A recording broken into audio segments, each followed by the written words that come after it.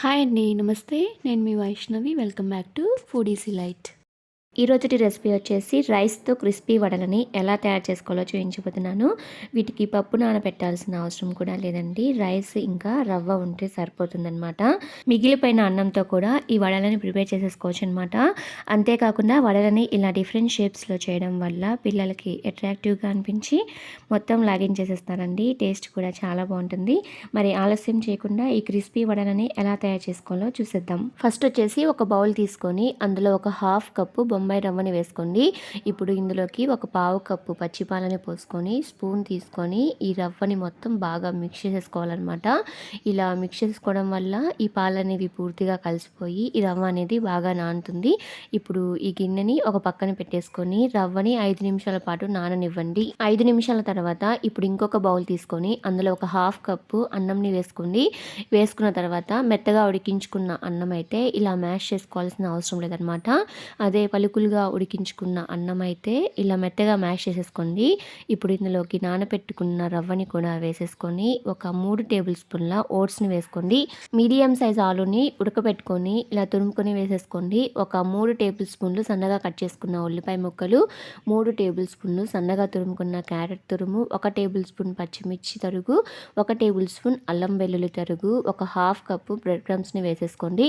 తర్వాత ఒక పావు కప్పు సన్నగా తరిగిన కొత్తిమీరని వేసుకోండి. 1 టేబుల్ స్పూన్ బియ్యం పిండి, ఒక half teaspoon garam masala, 1 teaspoon జీలకర్ర వేసుకోండి. లేదంటే వేయించి పొడి చేసుకున్న జీలకర్ర పొడి కూడా వేసేసుకోవచ్చు.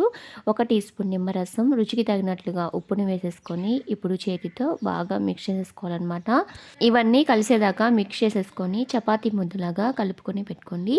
ఇలా కలుపుకున్న తర్వాత ఇప్పుడు ఇందులోకి 1 టేబుల్ స్పూన్ ఆయిల్ని వేసుకొని మళ్ళీ ఒకసారి నీట్ చేసుకోండి. నీట్ చేసుకున్న తర్వాత ఇప్పుడు ఒక పాలిథిన్ షీట్ తీసుకొని దానిపైన ఆయిల్ని స్ప్రెడ్ చేసుకోండి.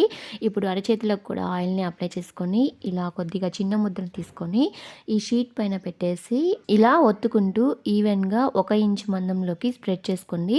అంటే వడని ఎంత మందంలో అయితే ఒత్తుకుంటామో అలా చేసుకున్న తర్వాత ఇప్పుడు మీ దగ్గర కుకీ కట్టర్స్ ఉంటే వాటితో మీకు నచ్చిన షేప్లో కట్ చేసేసుకోవచ్చు అనమాట.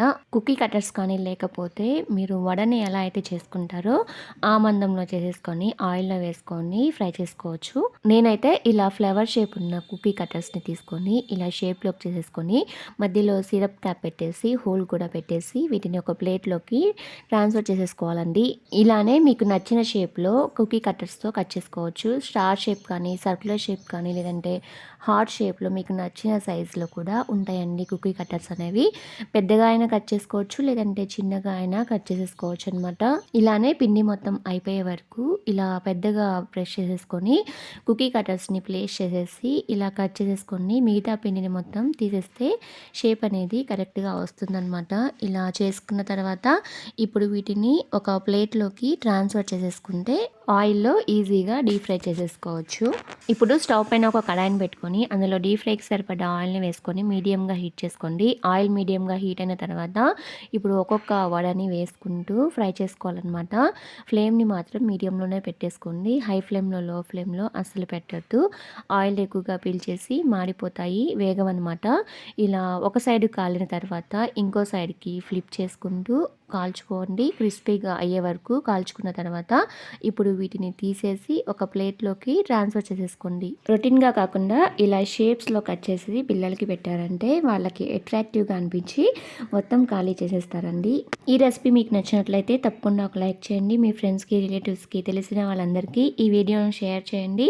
మీరు కూడా డెఫినెట్గా ట్రై చేసి మీకు ఎలా వచ్చిందో నాకు కామెంట్ చేయండి. మరెన్నో మంచి ఇంట్రెస్టింగ్ అండ్ టేస్టీ రెసిపీస్ కోసం ఫుడీస్ లైట్ ఛానల్ని షేర్ చేసి సబ్స్క్రైబ్ చేసేసుకోండి.